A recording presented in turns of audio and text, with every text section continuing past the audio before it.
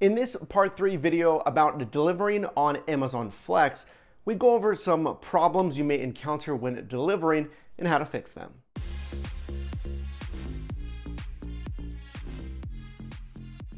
Number one, the most common problem you're going to have is bad access codes trying to get into apartment or condo complexes. You can see here the customer is typically going to list an access code in their delivery notes. The problem is, for whatever reason, they've given an incorrect access code. Perhaps that access code has changed. It just doesn't work and you can't get into their facility. Do not leave that package right outside that gated door, especially if you're in a downtown or a high traffic area. You definitely don't want to do that. That can get your account flagged from Amazon. What you'll need to do is either text or call the customer for an updated access code. Now, you can't always reach the recipient doing that. You can call, you can text, and some recipients actually can't receive text messages either. So what you can also do, if you can't reach them via phone, you can simply wait outside that front door and hope another tenant comes out. What you can say if the recipient does pick up is simply, "Hi, this is Mike with Amazon. I'm attempting a delivery today at your condo. Now, the access code that you provided unfortunately doesn't work. I need an updated access code to complete the delivery today." If you can't reach the recipient via text or calling, or you've waited long enough at the front door, or you just simply don't want to wait, you are going to have to mark this delivery as unable to be delivered because of an access issue, and eventually return this package back to the warehouse.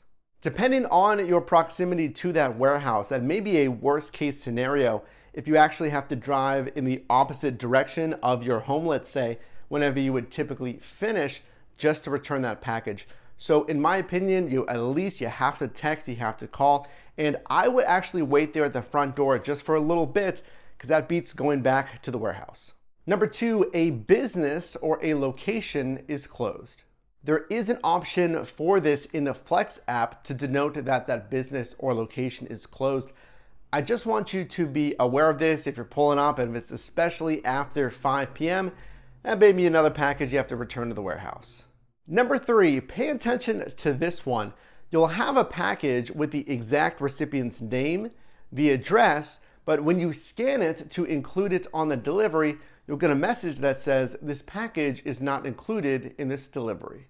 Well, yes, it is, at least as far as the label is concerned. The customer's name's the same, the address is the same.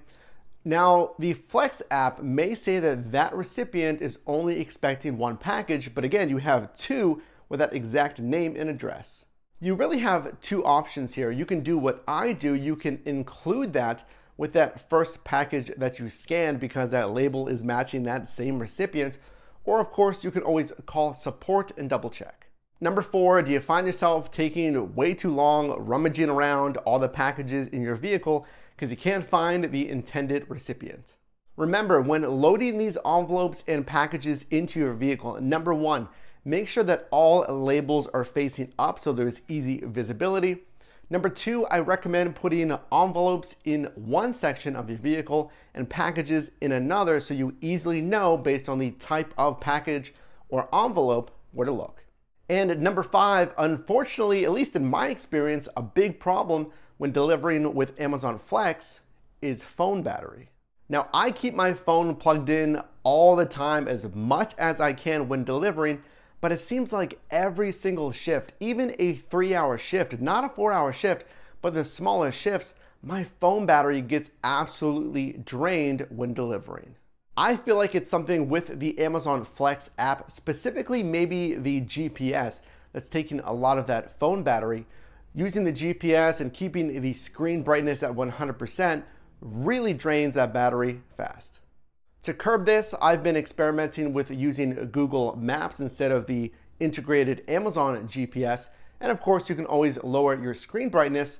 Also, you may want to consider a portable power bank whenever you're taking the packages out of your vehicle to the recipient's address. You can use that. What other problems have you encountered when delivering with Amazon Flex? Make sure to post that down below in the comments so others can help out. Something that I found a little complicated when doing it the first time on Amazon Flex, and that's delivering to an Amazon locker. In part 4, I'm going to show you how to do just that.